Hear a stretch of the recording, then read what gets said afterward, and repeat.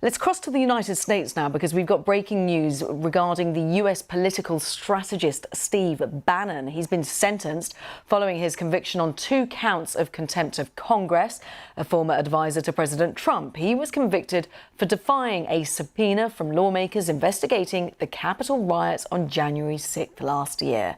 Now, he worked as part of Trump's 2016 presidential campaign, then served as his chief White House strategist during 2017. So let's cross over to Washington. My colleague Gary O'Donoghue joins us live. So with news just in, Gary, that we've got this sentence, Steve Bannon sentenced to 4 months in prison. Yeah, 2 counts he was convicted on. He's getting 2 sentences of 4 months to run concurrently and a fine of $6,500. Now, the prosecutors were looking for a jail term of 6 months and a much more substantial fine of $200,000. So they've got something towards what they wanted in terms of a prison time, but nothing like the fine.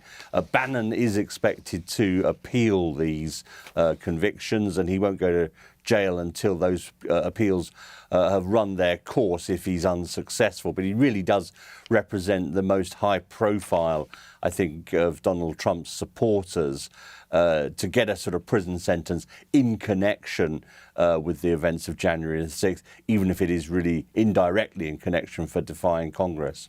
And understandably, Gary, a huge amount of interest in this. Yeah, I mean, he's a very controversial figure. He's a very powerful and influential person on the right. He still has a lot of followers in terms of his broadcast media, and he, despite having left the White House pretty early on in Donald Trump's presidency, he only really lasted inside the White House for about 8 months or so. He continued after some reconciliation to be a powerful influence on Donald Trump, and the January the 6th committee say that he was part of a group of senior strategists, including people like Rudy Giuliani, Donald Trump's personal lawyer, former mayor of New York, who met at the Willard Hotel here in Washington the night before the attacks on the Capitol. And Bannon told his audience that day that all hell was going to break loose. And in terms of reaction, we know, Gary, he was outside of court. He was rather vocal when it came to all of this. Yeah, I mean, he's been pretty robust throughout this whole event. He's described the Biden administration as illegitimate. He's talked about his campaigns, particularly against the Chinese state and things like that. And Gary, as we talk about what he's saying, we're just going to dip in and listen into what he's saying live now. I testified before the Mueller Commission for more hours. I testified in front of Chair Schiff in the House Intelligence Committee more than any other person in the Trump administration. I testified in front of the Senate Intelligence, I think more than any, all about the issues related to Russiagate, to all of that, okay? The same process every time. I had lawyers that were engaged, they worked through the issues of privilege, and at that time I went and testified. And this thing about I'm above the law is an absolute and total lie. Now, more importantly, the judge, today was my judgment day by the judge, and he stated for the appeal. We'll have a very vigorous appeals process. I've got a great legal team, and there'll be multiple areas of appeal. But, as that sign says right there, can we have the vote sign? On November 8th, on November 8th, there's going to have judgment on the illegitimate Biden regime, and quite frankly, that Nancy Pelosi and the entire committee. And we know which way that's going. Either they've already been turfed out, like Liz Cheney, right, or have quit, like Kinzinger and other the Democrats, or they're about to be beaten like Luria and others, or they will lose their power and become a minority, and Nancy Pelosi and Chairman Thompson, all of it. This is democracy. This is democracy. The American people are weighing and measuring what went on with the Justice Department and how they comported themselves. They're weighing and measuring that right now, and they will vote on November 8th. Mr. Bannon, your supporters noticed your silence during this case. They noticed your silence at trial and at sentencing. Anything you want to say to them? Can I go ahead and finish? Can I? Thanks. On November 8th, the American people will raise judgment, and we will broom. The Biden administration ends on the 8th evening of the 8th of November. And some other thing is that the Department of Justice, Merrick Garland, will end up being the first Attorney General that's brought up on charges of impeachment, and he'll be removed from office. Thank you very much.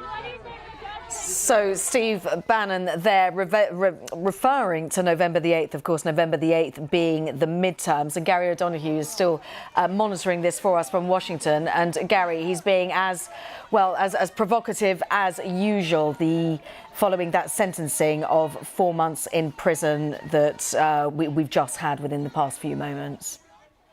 Yeah, I think there may be some wishful thinking there. I'd be surprised if Steve Bannon's treatment by the Justice Department is uppermost in voters' minds come November the 8th. I think things like the economy, things other cost of living crisis, they may be more on voters' minds than how the Department of Justice treated Steve Bannon per se. But he clearly wants to turn this into a sort of political discussion rather than a discussion about defying Congress. But there you heard him confirming, of course, that he does plan to appeal the conviction itself, and that could take some time. So if he's unsuccessful, he will get this 4-month jail term, but that may not take place for a while the legal process plays out. Yes, of course, and it's good that you point out that, yes, but voters may be not as interested in Steve Bannon when it comes to November the 8th, but this is such a hugely controversial figure, and there was so much concern after what we saw with the Capitol Hill riots. Yeah, and we know now, we're waiting actually now for the subpoena that the January the 6th committee has decided to issue for Donald Trump to appear before them and to supply documents. They announced that at the end of last week. We're expecting that any moment. That will have a time scale on it for Donald Trump to do those things, appear and provide documents. The clock is ticking for that committee. The one thing that Steve Bannon is right about is that the midterms changes the dynamic of the January the 6th committee, because if the Democrats lose their slim majority in the House of Representatives, then they lose control over that select committee and whether or not it can continue its work. And so come the new year and the new Congress, if the Republicans in charge, they're going to scrap that select committee. So the pressure is on to get their work finished, get their report written, get any recommendations they see fit to send to the Department of Justice in terms of criminal charges. And I think all that makes it pretty unlikely that Donald Trump will appear before that committee, given that in the past, the evidence is that he doesn't, despite what he says, he doesn't tend to show up to give evidence to these sorts of investigations. He didn't sit for the Mueller inquiry, for example. Yeah, good point. OK, well, Gary, as always, many thanks for the time being with that reaction there to Steve Bannon being sentenced to 4 months in prison for contempt of Congress. Lots more.